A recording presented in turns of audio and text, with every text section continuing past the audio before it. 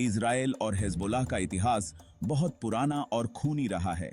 दशकों से इन दोनों के बीच संघर्ष ने मध्य पूर्व की राजनीति और स्थिरता को प्रभावित किया है। 1982 में शिया मुस्लिम ग्रुप के तौर पर हिजबुल्लाह यानी पार्टी ऑफ गॉड लेबनान के सिविल वॉर के दौरान उभरा। इस समय लेबनान में कई गुटों के बीच सत्ता संघर्ष चल रहा था।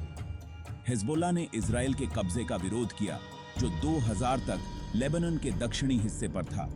इस विरोध ने हिजबुल्लाह को एक प्रमुख प्रतिरोधी ताकत बना दिया।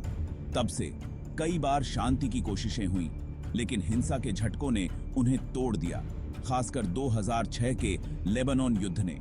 इस युद्ध ने दोनों पक्षों को भारी नुकसान पहुंचाया और क्षेत्र में अस्थिरता को और बढ़ा दिया। इस संघर्ष ने हिजबुल्लाह को इस क्षेत्र में एक शक्तिशाली ताकत के रूप में स्थापित किया, जो इजराइल को काफी नुकसान पहुंचाने में सक्षम था। हिजबुल्लाह की बढ़ती ताकत ने क्षेत्रीय राजनीति को भी प्रभावित किया। तनाव में ये नया इजाफा उनके संघर्ष के एक और खतरनाक अध्याय को दर्शाता है। हाल के वर्षों में दोनों पक्षों के बीच झड़पें और भी तीव्र हो गई हैं। यह मध्य पूर्व के अस्थिर स्वभाव और हिंसा के अनियंत्रित होने की क्षमता को रेखांकित करता है। इस क्षेत्र में शांति और स्थिरता की संभावनाएं हमेशा अनिश्चित रही हैं।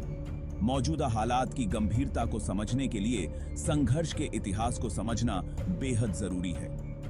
इस इतिहास में कई महत्वपूर्ण मोड़ और घटनाएं शामिल हैं, जिन्होंने आज की स्थिति को आकार दिया है। 7 अक्टूबर 2023 को लेबनान से इजराइल पर मिसाइलों की बौछार कर दी गई। ये हमला, जिसने कई लोगों को चौंका दिया, उत्तरी इजराइल में तबाही और नुकसान का कारण बना। इस हमले ने इस क्षेत्र में तनाव बढ़ा दिया, जिससे एक बड़े संघर्ष की आशंका पैदा हो गई। हमलावरों की पहचान और हमले के पीछे क्या मकसद था, ये अभी तक साफ नहीं है। हालांकि यह हमला बहुत जल्दी इजराइल और हिजबुल्लाह के बीच एक बड़े संघर्ष में बदल गया है, जहां दोनों तरफ से गोलीबारी हो रही है और लंबे समय तक टकराव की तैयारी की जा रही है।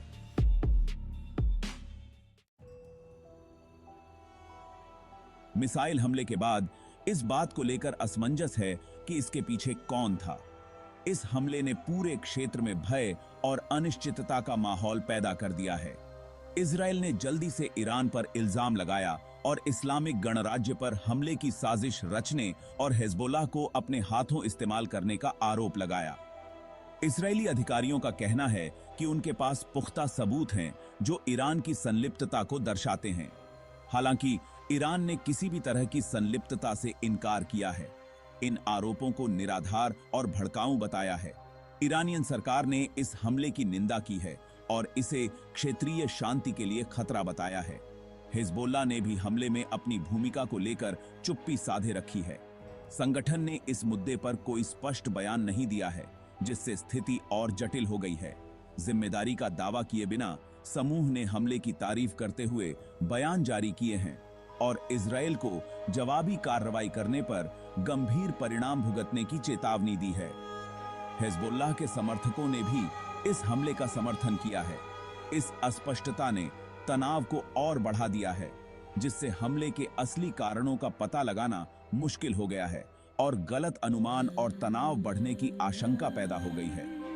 क्षेत्र में पहले से ही तनावपूर्ण माहौल और भी अधिक संवेदनशील हो गया है, जिससे भविष्य में और अधिक संघर्ष की संभावना बढ़ गई है।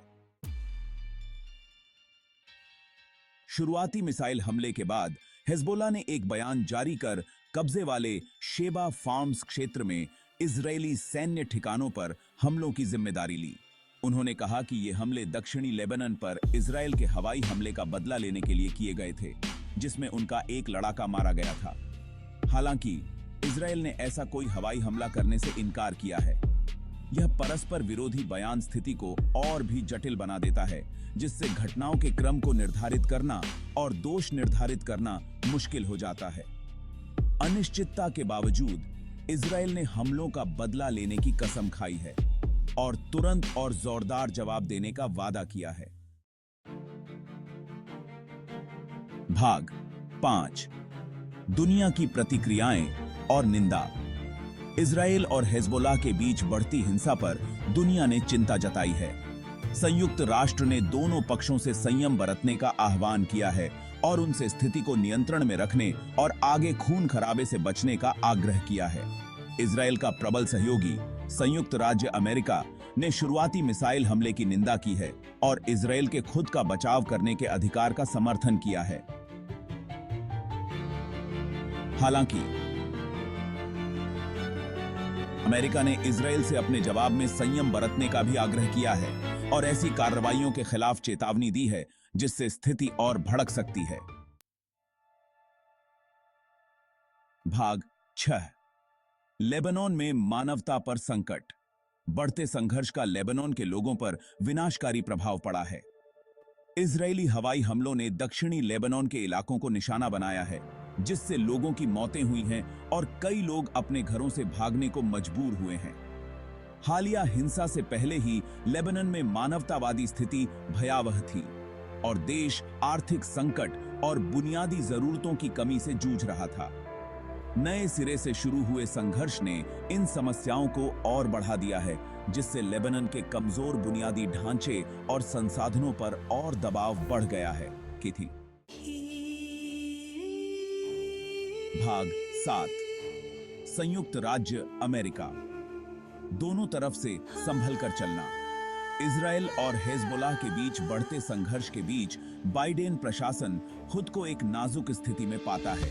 एक तरफ अमेरिका इजराइल की सुरक्षा और हमलों के खिलाफ अपना बचाव करने के उसके अधिकार के लिए प्रतिबद्ध है। दूसरी ओर अमेरिका मध्य पूर्व में एक व्यापक संघर्ष में घसीटे जाने से भी सावधान है, खासकर वह जो इस क्षेत्र को और अस्थिर कर सकता है। अमेरिका ने इजराइल और हिजबुल्लाह दोनों से संयम बरतने का आह्वान किया है, उनसे स्थिति को नियंत्रण में रखने और शांतिपूर्ण समाधान खोजने का आग्रह किया है। हालांकि यह देखा जाना बाकी है कि क्या इन अपीलों पर ध्यान दिया जाएगा और क्या अमेरिका मौजूदा संघर्ष को अनियंत्रित होने से रोक पाएगा। भाग 8। इजराइल का जवाबी हमला, रणनीतिक स्थिति का आंकलन। इस अध्याय में हम देखेंगे कि कैसे इजराइल अपनी सुरक्षा और रणनीतिक स्थिति का मूल्यांकन करता है। मिसाइल हमलों पर अपनी प्रतिक्रिया के बारे में सोचते हुए इजराइल को एक जटिल रणनीतिक स्थिति का सामना करना पड़ता है। यह स्थिति और भी जटिल हो जाती है जब हमलावरों की पहचान और उनके इरादों का सही पता नहीं होता। जहां एक ओर जोरदार जवाबी कार्रवाई का घरेलू दबाव ज्यादा है, वहीं इजराइल तनाव बढ़ने के खतरों के प्रति भी सचेत है। जनता की सुरक्षा और मनोबल बनाए रखना सरकार की प्राथमिकता है, लेकिन इसके साथ ही अंतर्राष्ट्रीय समुदाय की प्रतिक्रिया का भी ध्यान रखना पड़ता है। हिजबुल्लाह के साथ एक पूर्ण युद्ध महंगा होगा, जिसमें लोगों की जान भी जाएगी और इजराइल की अर्थव्यवस्था और अंतर्राष्ट्रीय छवि को भी नुकसान होगा।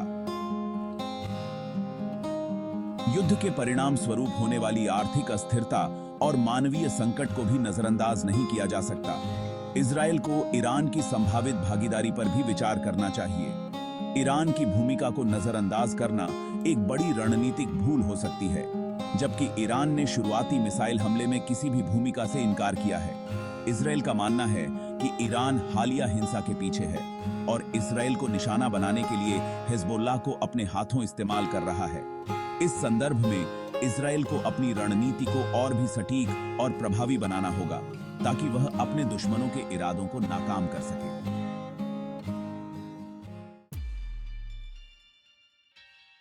भाग 9। एक बड़े संघर्ष की आशंका। इजराइल और हिजबुल्लाह के बीच बढ़ती हिंसा ने एक व्यापक क्षेत्रीय संघर्ष की आशंकाओं को जन्म दिया है। ईरान की भागीदारी, चाहे प्रत्यक्ष या अप्रत्यक्ष रूप से, अन्य क्षेत्रीय ताकतों को संघर्ष में खींच सकती है, संभावित रूप से एक बड़ा विस्फोट कर सकती है। दुनिया तनाव बढ़ने के खतरों से अच्छी तरह वाकिफ है और संघर्ष को रोकने के लिए काम कर रही है। हालांकि क्षेत्र की अस्थिर प्रकृति और इसमें शामिल पक्षों के बीच गहरा अविश्वास यह अनुमान लगाना मुश्किल बना देता है कि स्थिति कैसे और कब सामने आएगी। भाग 10। शांति और तनाव कम करने की अपील। बढ़ती हिंसा और बढ़ते तनाव के बीच कई वर्गों से शांति और तनाव कम करने की अपील उभरी है। दुनिया ने संयुक्त राष्ट्र और अन्य बहुपक्षीय संगठनों के माध्यम से सभी पक्षों से संयम बरतने और संघर्ष के शांतिपूर्ण समाधान की तलाश करने का आग्रह किया है। इजराइल और लेबनान के भीतर भी ऐसी आवाजें उठ रही हैं जो हिंसा को खत्म करने का आह्वान कर रही हैं। युद्ध के ढोल नगाड़ों से अक्सर दब जाने वाली ये आवाजें इस उम्मीद की किरण जगाती हैं कि इजरायली हिजबुल्लाह संघर्ष के इस ताजा अध्याय का शांतिपूर्ण समाधान अभी भी संभव हो सकता है।